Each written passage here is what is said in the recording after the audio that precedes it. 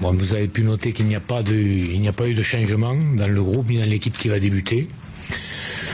Ce qui paraissait assez logique au vu de la prestation que l'on avait faite, qui était relativement satisfaisante contre l'Écosse, et qui sortait d'un match contre l'Angleterre assez décevant. Donc voilà, pas de modification.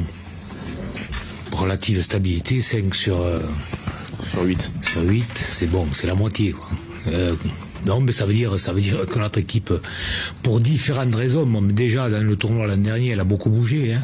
Elle a beaucoup bougé. Si on prend les charnières notamment, on sait que et Dupont qui est là et Jalibert, en l'occurrence Mathieu Jalibert, s'était blessé pendant ce tournoi-là très très vite, donc il y avait beaucoup de changements dans la composition d'équipe, et donc voilà. Et puis il y a eu une évolution qui s'est faite sur un an. J'attends pas tellement de choses spécialement des jeunes, j'attends surtout de l'équipe, qu'elle se comporte, parce qu'elle va avoir un adversaire différent. On connaît les caractéristiques de l'Irlande, qui est très axée sur la possession du ballon, qui est capable de mettre de longues séquences tout en contrôlant leur mouvement et la possession. Donc il va falloir être capable de résister pendant longtemps. On connaît les qualités de certains joueurs, notamment de leur chef d'orchestre Sexton, donc tout ça on le connaît, mais on a vu aussi que eux aussi ont été en difficulté contre l'Angleterre. Ils ont été battus assez largement chez eux. L'Italie leur a opposé dans une rencontre qui a été assez équilibrée, leur a donné une opposition de qualité. Donc voilà, on va essayer, on espère être dans cette direction, on espère être capable de leur opposer une résistance et également une ambition dans le jeu que l'on a montré notamment sur le dernier match contre l'Écosse. Bonjour. Beaucoup changé depuis l'année dernière.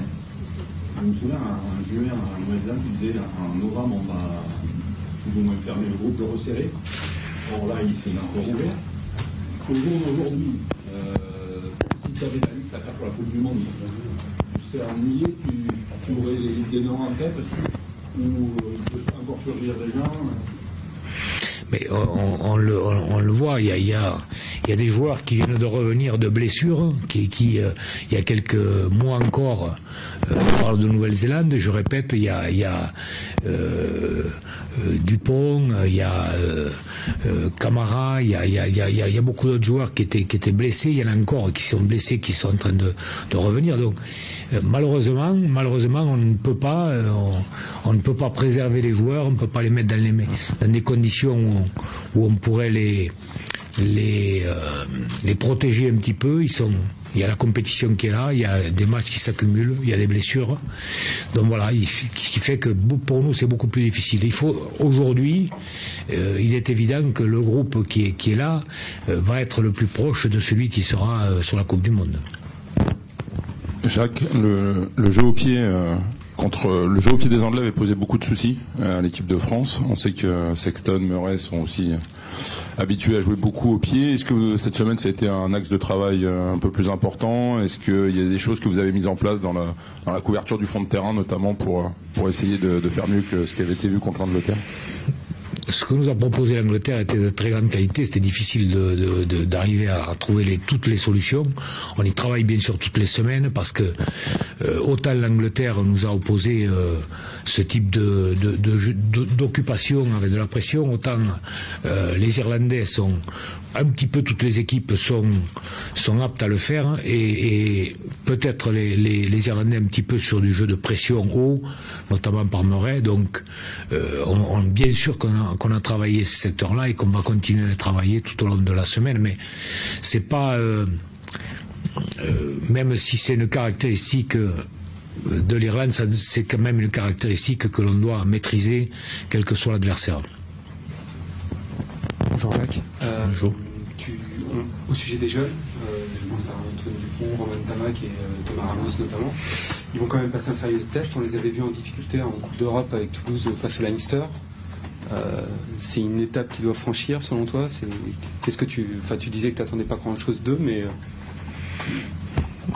j'attends pas grand-chose aussi. J'attends qu'ils progressent à chaque rencontre. Donc ils ont montré des aptitudes et beaucoup d'allant, beaucoup de sérénité sur le match contre l'Écosse. Donc là, ils vont être dans un contexte différent, mais j'espère que l'équipe, parce que en fait c'est toujours on retombe toujours dans le même contexte, les mêmes caractéristiques. J'espère notamment par rapport à la charnière que notre paquet d'avant se remettre cette charnière dans les meilleures dispositions. Elle l'a fait contre l'Écosse. Là, ce sera plus difficile, mais j'espère qu'elle mettra dans les meilleures dispositions cette charnière afin qu'elle puisse évoluer dans des bonnes conditions.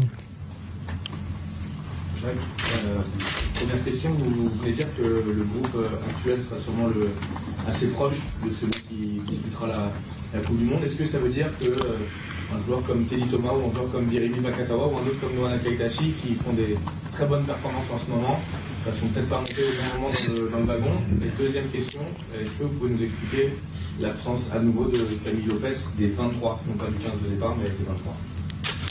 Donc je vois bien que vous vous intéressez plus à ceux qui ne sont pas là qu'à ceux qui sont là. Mais bon, je vais vous répondre. Les joueurs dont vous avez parlé étaient blessés ou étaient en retour. On parle de Teddy Thomas, il vient de reprendre le week-end dernier. Ça faisait quelques semaines qu'il était blessé.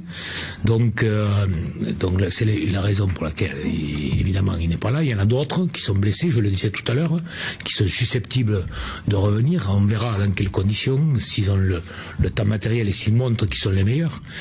Et quant à Camille Lopez, je suis très content qu'il ait pu jouer le week-end dernier.